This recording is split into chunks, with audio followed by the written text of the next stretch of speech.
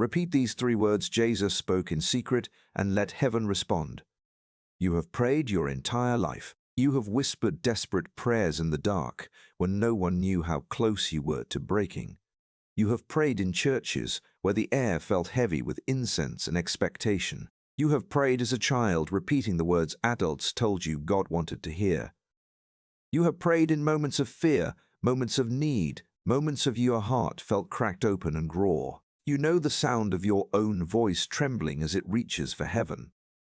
But what if I told you that the prayer you learned is incomplete, not wrong, not false, just missing the very line that was meant to awaken you rather than comfort you? Somewhere between the words Jesus spoke in intimate gatherings of 12 and the simplified versions printed in the books you were handed as a child, something was cut, not by accident, not by time, but by intention. It was intentional. It was deliberate. It was controlled. A circle with no closing. A breath with no exhale. Tonight, you are going to remember what was taken. Not because I am here to teach you, but because your soul already knows. It has always known. You have felt the absence every time you prayed, and something still felt unfinished. By the end of this video, you will not just learn the missing words. You will feel them. You will speak them. And you will understand why they could not let them remain. This is not information. This is activation. For nearly 2,000 years, billions of Christians have repeated familiar prayers without knowing that the earliest followers of Jesus prayed differently, more intimately, more powerfully, more inwardly. But here is what almost no one knows. The version you inherited was curated, edited, trimmed, rearranged to fit the needs of an institution. The early church did not preserve the teachings. It curated them. It decided which gospels you would read and which you would never see. It determined which words were safe and which were too dangerous to survive. It guarded what reinforced authority and removed what awakened personal divinity. And the closing line of Jesus' secret teaching was no exception. In 1945, in the desert sands of Nag Hammadi, Egypt, a clay jar was unearthed. Inside were ancient texts hidden for 16 centuries, buried by monks who knew the institutional church was coming to destroy anything that threatened its power. Among those texts were fragments referencing private teachings Jesus spoke only to a few, sayings not recorded in the canonical Gospels, sayings preserved in whispers, in marginal notes, in the memories of mystics.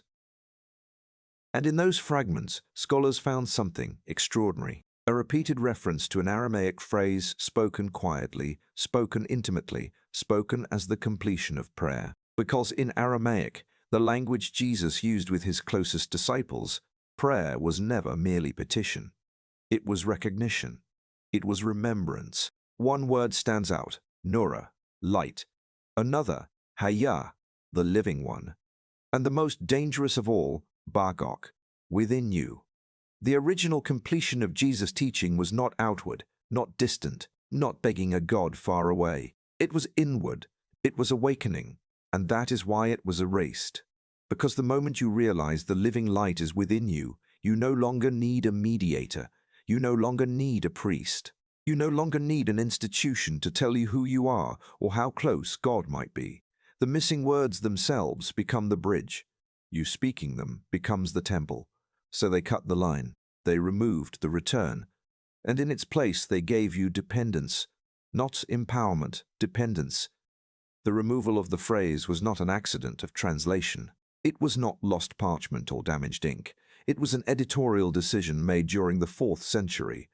After Constantine legalized Christianity, the church became aligned with empire, hierarchy, control, and the mystical teachings of Jesus, the ones that spoke of direct access to God, the ones that said the kingdom is within you, Luke 17:21, the ones found in the Gospel of Thomas where Jesus said, "The light within a person of light shines upon the whole world," were incompatible with the power structures they were building. If every believer could access God directly, what need was there for bishops, for priests, for the institution itself? And so the church began to edit, slowly, carefully, not with hatred perhaps, but with the cold logic of survival. They kept the teachings that reinforced obedience. They removed the teachings that suggested you were already divine. They preserved the parables that made you feel dependent on grace. They buried the sayings that reminded you that the kingdom is within. And this prayer, this closing line, was no exception. In its original form, prayer was a circuit. You called upon the divine. You aligned your will with the living one. You asked for your daily needs. And then, in the final breath, you acknowledged the truth. The power you were calling upon was not outside you. It was the living light moving through you. If that remained, the church could no longer stand between you and God. Because you would know, you are not a sinner begging for mercy. You are a child of the living God, breathing his breath, seeing through his eyes. Now let us return to the prayer you know, and let us decode it, not as theology, but as technology, a map of awakening hidden in plain sight. Each phrase is a frequency, a doorway, a vibration. 1. Our Father, who art in heaven, in Aramaic, Abwoon de Boshmaya, does not mean a distant father floating above clouds. Abwoon means source, breath, the one birthing all things. De Boshmaya means in the vibration of the heavens, not a location but a state of consciousness. So this line is not about a God far away. It is an invitation into the awareness of the breath moving through you right now, not distant, present. 2. Hallowed be thy name. The word nethkadash means to awaken as holy, not to call something holy. This is not about praising God externally. It is about awakening the holiness within your own being, the holiness that has always been there. 3. Thy kingdom come. In Aramaic, Malkutha means the inner reign, the divine order already present beneath your thoughts. Jesus said in Luke 17:21, "The kingdom is within you, not coming from the sky, not arriving from outside, already here." 4. Thy will be done, on earth as it is in heaven. Ritzanak does not mean domination. It means alignment, harmony. This is not asking God to impose his will on the world. It is asking you to align your breath, your choices, your awareness with the higher order already vibrating within you. 5. Give us this day our daily bread.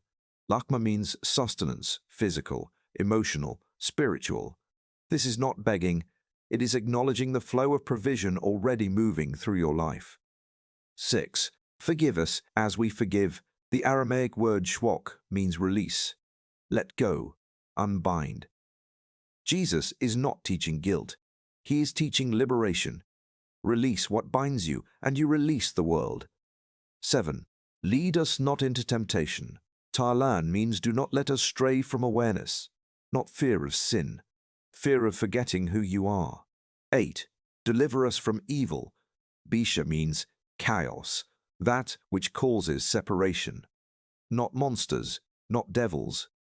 It means restore us to unity, and this brings us to the circuit.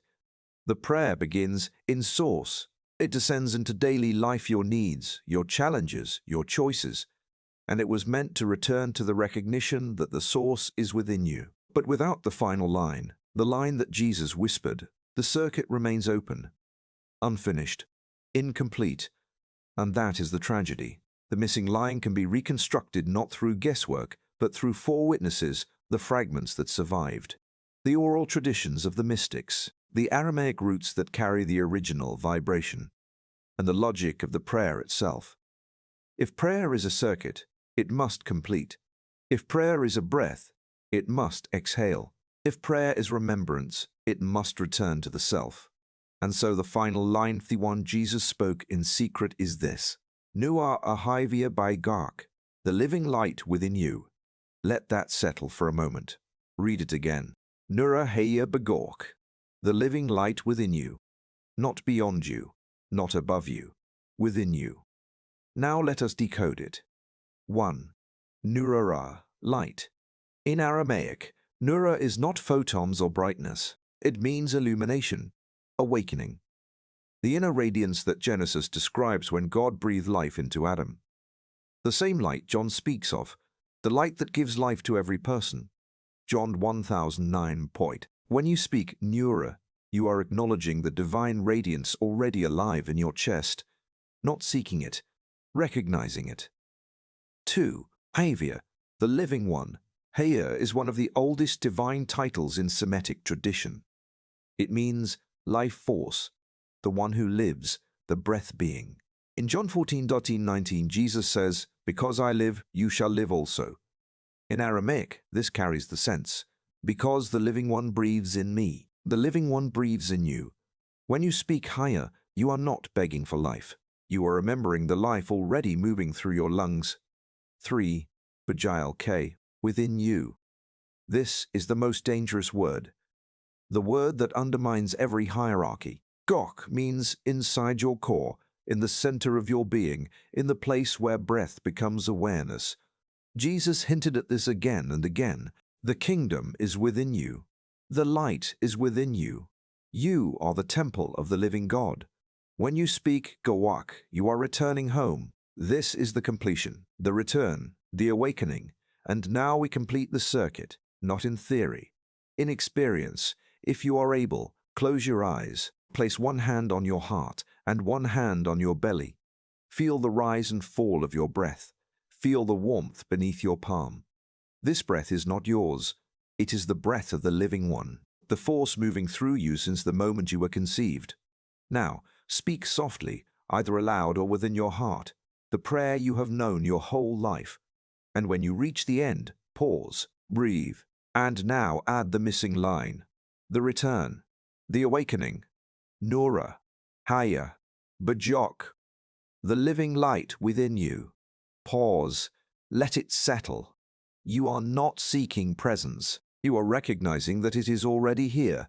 You are not asking for the kingdom. You are remembering that it has never left. You are not waiting for God to come closer. You are awakening to the God who has always lived within you. The living light is here. The living one is here. The presence you have searched for your whole life is here. You are the temple, and the Spirit has never left. You are the light of the world, and your light has never dimmed. You are the child of the living God, and you have never been alone. This is the teaching they could not let remain. And this is the teaching that has now returned, through you, for you, as you. You are awakening as the light. You are remembering the truth that has always been true. You are whole, you are holy, you are holy. If this remembering found you, let your response be silent, but seen, a light for others still wandering in the dark. A like, a comment, a share, not for me, but for the one searching for this tonight. Go in peace, and the next time you pray, remember the words Jesus whispered, Nura Hayya B'Gawkh.